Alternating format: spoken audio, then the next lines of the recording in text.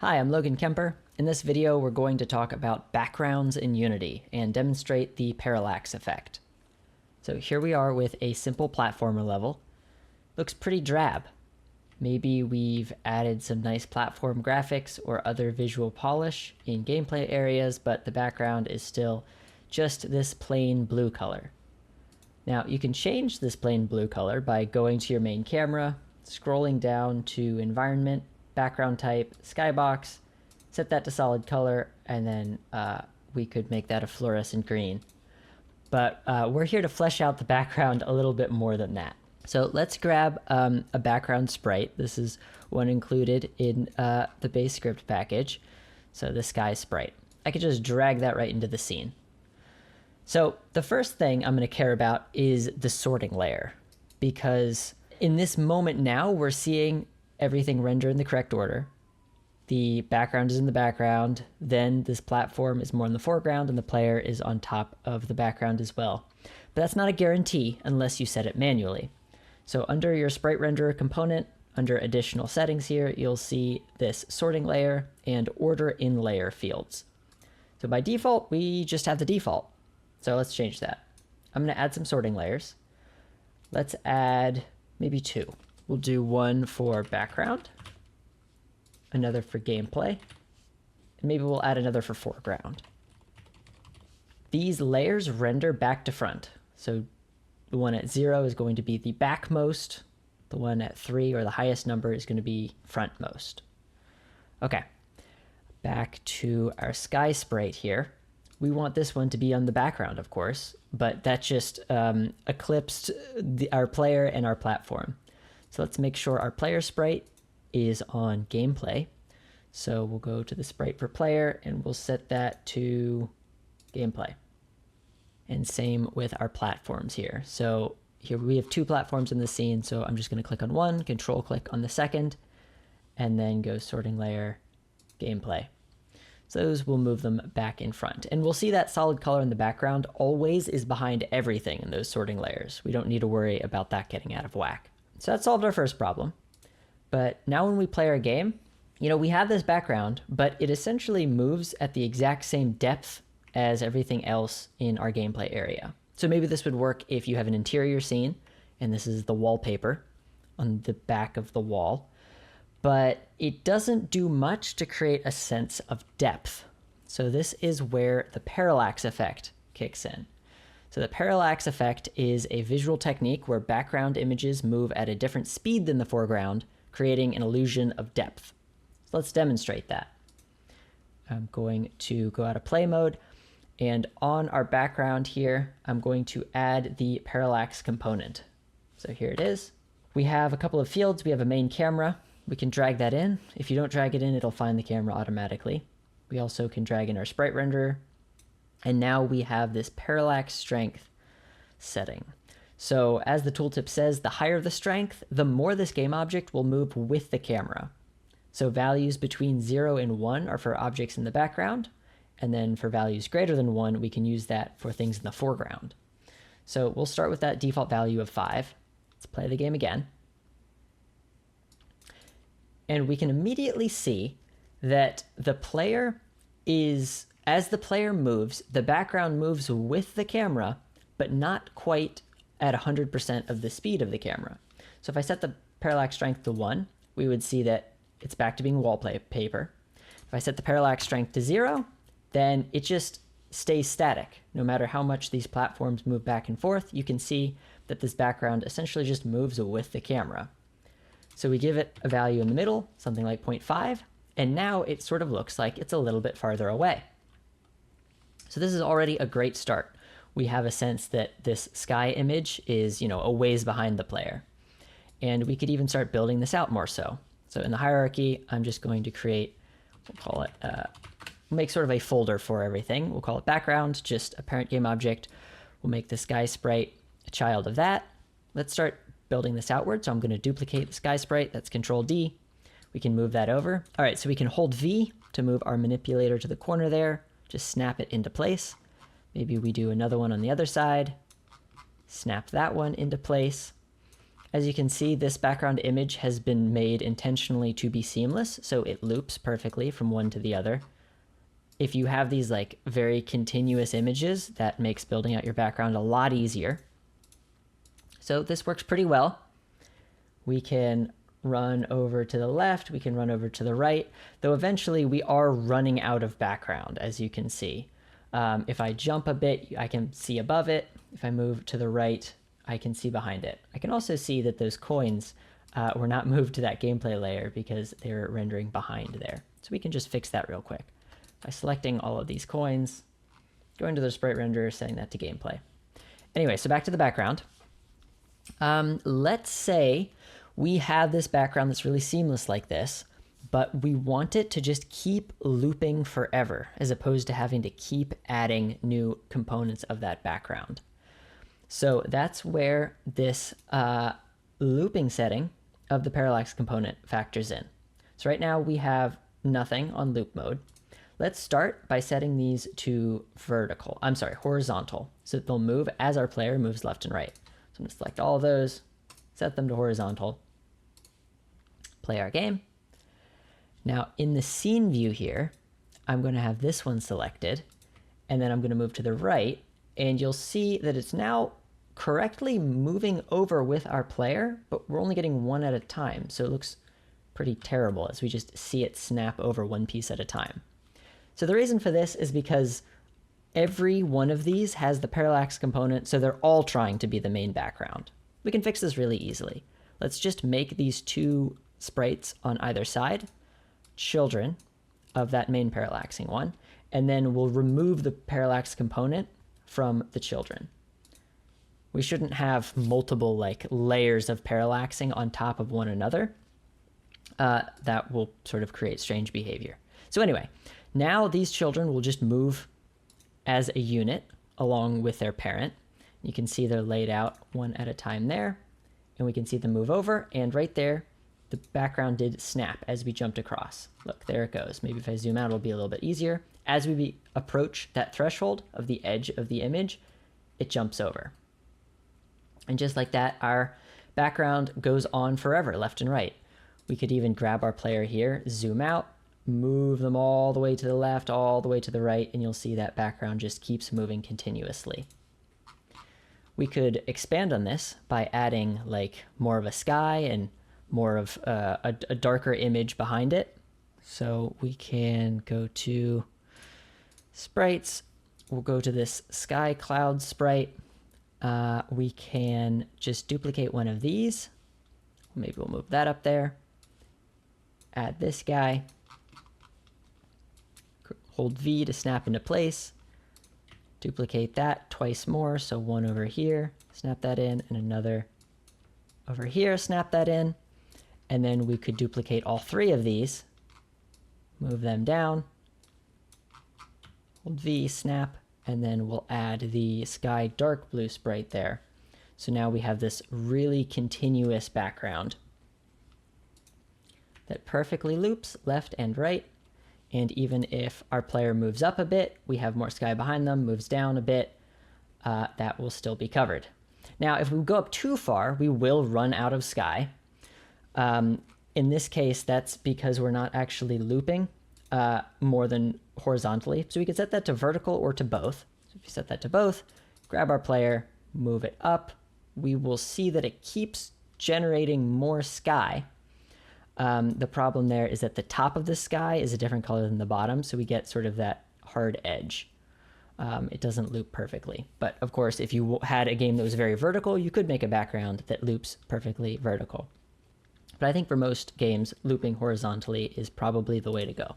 So we've made this background that looks pretty good, loops pretty well, but it is sort of static in that there's only one layer to it. So let's demonstrate really the power of parallaxing by making a background with numerous layers that we can really see that depth effect come into play.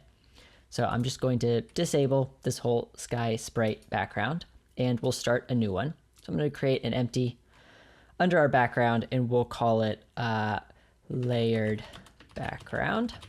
Okay, I'm going to go to the sprites and this parallax pack, a free set of background images I got online. So this one nicely names them in order of each sort of layer of the background that we can use. All right, so let's start with the first one. Let's actually not start with the first one because that's the ground and we already sort of have a platform here. Instead, let's do the second one, this trees and bushes layer. So I'm going to drag that into the hierarchy, set it as a child of the layer background. Right away, we'll set that to background. We'll say order in layer 0, that's fine. Maybe we want to, no, that height is about good. So we'll set it about there. I'll zero out the X, and then we'll just have that Y value to offset it slightly, maybe move it down a little bit more. Okay. Add our parallax component to that, drag in our sprite renderer, drag in our main camera. We'll put that parallax strength to maybe 3. Give that a play. Okay, that's working correctly. We see it moving not quite as fast as the camera, but not quite as slow as not parallaxing either. Now let's add another layer. So I'm going to duplicate the, first I'm gonna rename this. We'll call this trees and bushes. Then I'm gonna duplicate this, Control D. We'll drag in the next one, distant trees. So we'll call that distant trees. Now in this case, we see it is in fact behind our trees and bushes layer, but that's not guaranteed because they're both on that background layer 0. And when two sprites are on the same layer, you don't have any control over which one renders first. So it's best to just put them on their own layers. So we'll put this distant trees on -1 to really confirm that it's going to be behind trees and bushes. And then because it's a little bit farther back, let's reduce the parallax strength as well. So we'll set that from 0.3 to 0.2. Let's do another layer. Duplicate distant trees. We'll drag in this bushes one. Rename that bushes. We'll set the layer back a little bit farther. So -2 and the parallax strength down to -1. Do another one. Duplicate that. Drag in the hill. Okay, call that hill. I don't know, hills maybe. We'll set the parallax strength to, now the hills are going to be really far in the distance, so we'll put that to like, I don't know, 0.05 and push that order back. So we see as this number descends, this one does as well. And maybe we can adjust the height of some of these. Maybe the distant trees will be, yeah, that's good. Bushes, maybe a little bit down. Hills, maybe a little bit higher. Okay. We'll play that. And check that out. We have a really nice like separation of depth here. So it really feels like the hills are far away and unmoving, and each layer closer is a little bit closer to the player.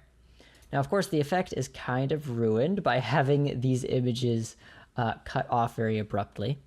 So we can use that technique from before. So with like the trees and bushes, we'll duplicate that, set it as a child, remove the parallax, hold V to grab in the corner. Okay, sometimes it doesn't play nice.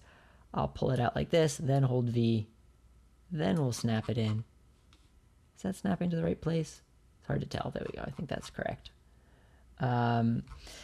Duplicate that, do it on the other side, move that over, hold V, snap that into place. Okay, so now this one does move, it's wider, and fortunately these images do loop nicely.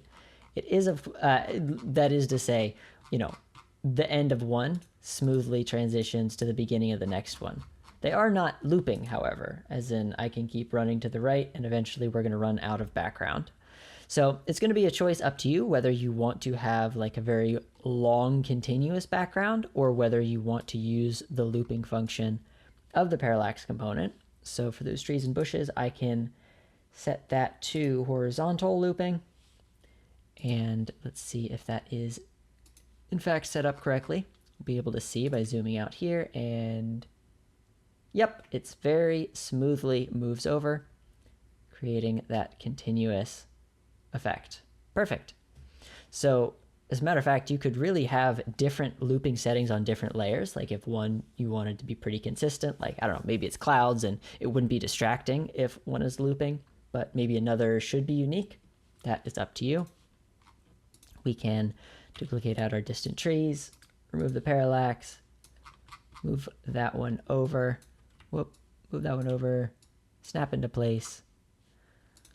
Do the same for the other side. Snap it into place.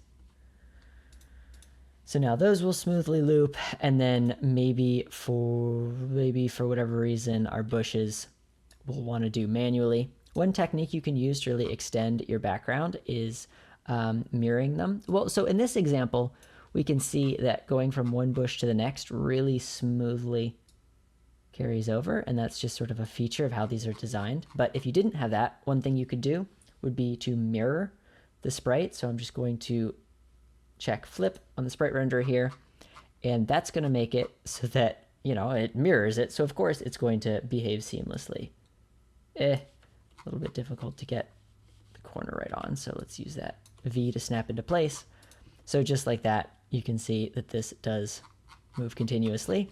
So we can set that as a child, make sure the child one doesn't have the parallax component, duplicate that guy, move it to the other side, snap it over, and that one, this child one, is mirrored next to this one, which is not flipped, so that one mirrors correctly.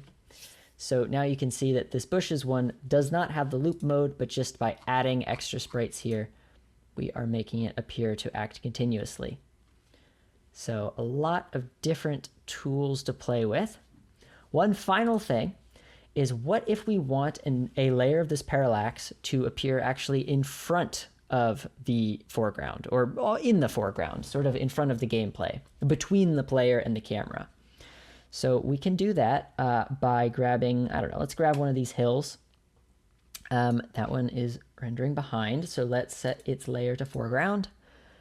We will set it as a child of our layered background. I'll rename it to foreground hills. Okay, now maybe we can stretch this out. So I'm going to make the scale on the X. We'll set it to 2. That should be good. Maybe a little farther. You can set it to 3. And now we add our parallax component, our sprite renderer, our camera. And because this one is actually going to need to move faster than something in the gameplay, we're going to need to set the value to be above 1. So I'll start with 1.25. I think that'll be a reasonable one to start. And just like that, you can see it actually moving faster than the rest, really having that effect that's really close. Now, actually, this one is not super convincing, so a couple of tricks we can do there is I'm going to actually tint this to be darker, because we sort of have this atmospheric perspective. So that's things in the distance becoming sort of desaturated gradually compared to things in the foreground, which is a technique that you can see used by these layers here. We're going to sort of do the inverse by making this foreground really saturated, and we can drag it to be sort of out of the way as well. And just for polish, we will do our little duplicate and move to the side technique. Do that over on the other side, and then set that one to loop horizontally.